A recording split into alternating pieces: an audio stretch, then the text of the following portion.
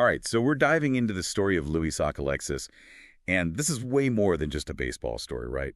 We're talking about the first Native American to play Major League Baseball, and you brought, like, a whole treasure trove of stuff about him. Yeah. A biography, poems, we've got newspaper clippings, even a library card. It's amazing. It is really incredible. We're piecing together his life like a puzzle, one fascinating detail at a time. It's like stepping back in time.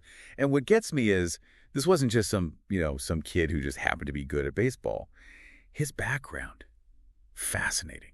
Born in 1871 on Indian Island, Maine, but his family, I mean, talk about an impressive lineage. His grandfather was a Penobscot chief, part of the Bear Clan. So leadership, strength, that was practically in his blood, wouldn't you say? Absolutely. And speaking of strength, this guy was like a natural athlete. From a young age, excelled in all sorts of sports. Well, yeah, you don't just wake up one day and launch a baseball over a massive flagpole. Right? I mean, some of these stories we got, but his throwing arm. Almost superhuman, some might say. One account described it as the kind of flagpole you'd see in a town square, not just a little league field. This was serious stuff. Wow, that's like legend material right there. So it's no wonder that someone saw something special in this kid. It was actually a priest who recognized his potential, encouraged him to pursue an education, sent him off to St. Mary's School in Van Buren. That's got to be a big change. I mean, talk about a turning point in his life. It really was. And while he was at St. Mary's and later at Holy Cross College, his baseball, it just took off. He was fast, a powerhouse hitter. The stories about his fielding. Oh, yeah, they don't call you Sock for nothing. Exactly. But it's more than just a nickname, right? We're talking about a guy who set records, 6 stolen bases in one game. That's incredible. He even shattered a window at Brown University Chapel with a home run. Can you imagine? They say it was like something you wouldn't believe, like a rocket. And his speed, there's this story from Lewis Berry. He was a headmaster at Phillips Exeter Academy. Okay, so what happened? He saw Sockalexis hit a line drive. Line drive, okay. And get to home plate before the fielder even reached the ball. Wait, are you serious? That's what they say. So he hit the ball, and while the outfielder's running over to get it, he's already touched home plate. Basically. The guy was a blur. No wonder people were saying he was one of the greatest they'd ever seen. Oh, absolutely. Hugh Jennings, for example, a true baseball mind, said Sockalexis had the potential to be the very best. And this was before he even went pro. Can you imagine that pressure? To have those expectations on you? It must have been immense. And then, 1897, it happens, he signs with the Cleveland Spiders. $1,500 a year. That's a king's ransom back then, especially in baseball. This was huge. Absolutely. Monumental, in fact. Think about it. A Native American man breaking into a league dominated by white players. It was unheard of. And I bet not everyone was thrilled about it. Sadly, no. We see evidence of the prejudice he faced. Some people just couldn't accept a man of his heritage playing alongside whites. It's a sign of the times, for sure. But even with that, the excitement around Sockalexis was off the charts. The first Native American in Major League Baseball. It was a media frenzy. Wonder player, the newspapers called him. Compared him to something out of P.T. Barnum's circus. The spectacle of it all. I bet.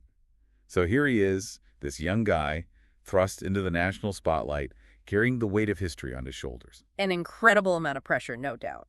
But you know what? He exceeded expectations. His debut.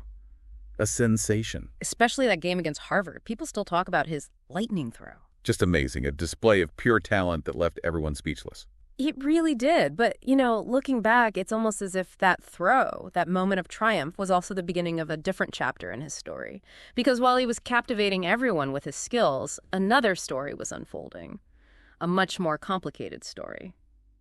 It's interesting, isn't it? We have this poem from 1897, right when Sockalexis was like the biggest thing in baseball. It describes fans erupting in war whoops when he came up to bat. Comparing him to a bison, like thundering across the field. Powerful imagery. It really does capture the excitement around him, especially in a city like Cleveland, right? They were hungry for a hero, someone to cheer for, and Sockalexis, well, he was a symbol of hope.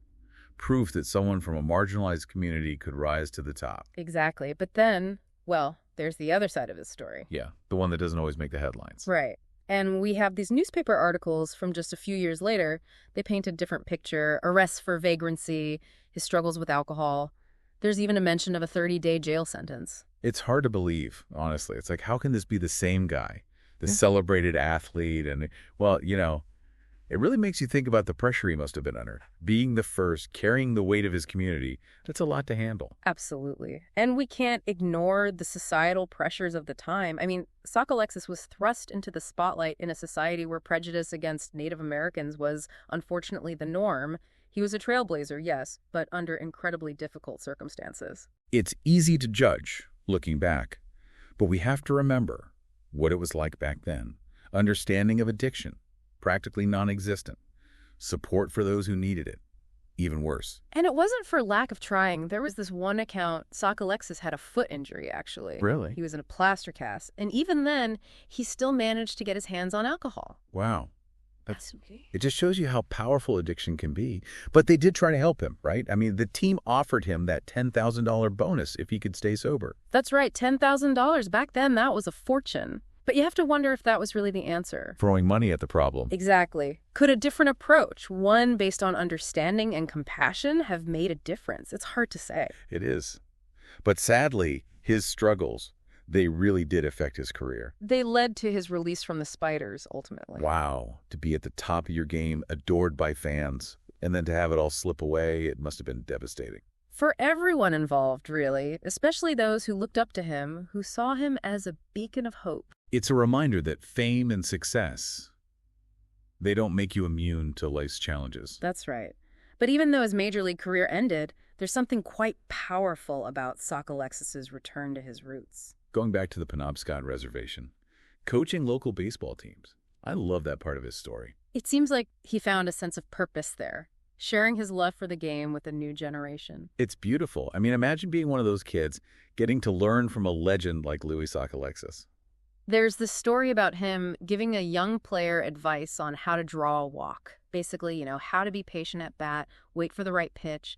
It just shows you, even after everything he'd been through, his passion for the game, for teaching, it never faded.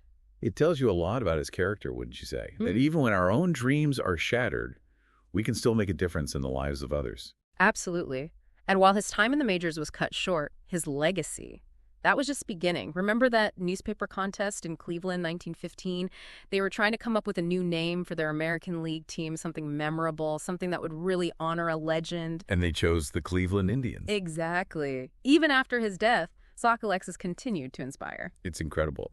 But, it's a complicated legacy, isn't it? You can't talk about Sockalexis without talking about, well, the whole issue of Native American representation in sports. It's a complex issue, absolutely, and one that continues to be debated today. It really is amazing when you think about it, how his story still resonates today, all these years later. Yeah. A few seasons in the majors, but his impact, it just goes to show you, eh? It's remarkable. He truly paved the way for countless Native American athletes who came after him. Just imagine seeing someone who looks like you, shares your heritage, excelling on a national stage. Powerful. It gave people hope, ignited dreams. It really showed the world that talent has no race, no background. And it wasn't just sports fans who were drawn to him. I mean, we came across accounts of people from all walks of life who were just moved by Sockalexis during his playing days and even after his death. There's this really touching ballad, actually, that was read at his memorial service. It talks about his loyalty, his bravery, his sincerity, and it really gives you a sense of the man he was beyond the baseball diamond. It just proves, even after we're gone, our stories, they live on.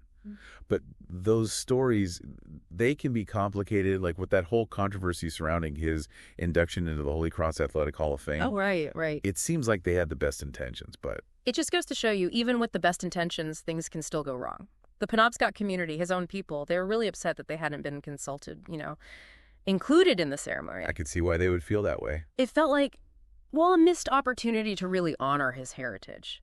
To acknowledge what his achievements meant, especially to other Native Americans. It makes you realize representation. Yeah. It's not just about acknowledging someone exists, right? It's about respect. It's about telling their story in a way that honors who they really were. Exactly. And this is something that goes way beyond Sockalexis. It's about understanding, about being sensitive to other cultures, especially when we're celebrating our heroes. And you're right, his life. Complicated. Full of triumphs and tragedy. But he wasn't just a baseball player. I think that's what we keep coming back to. No, he was a symbol. He represented possibility, resilience. He reminds us that history isn't always so black and white, Definitely not. And his legacy. Well, it challenges us. to look deeper, to confront the difficult parts of our past, and to work towards a better future. One where diversity is celebrated, talent is nurtured, and everyone, no matter their background, has the chance to achieve their dreams. That's the power of a story like Louis Sockalexis's. It stays with you, makes you think, and hopefully it inspires us all to do better.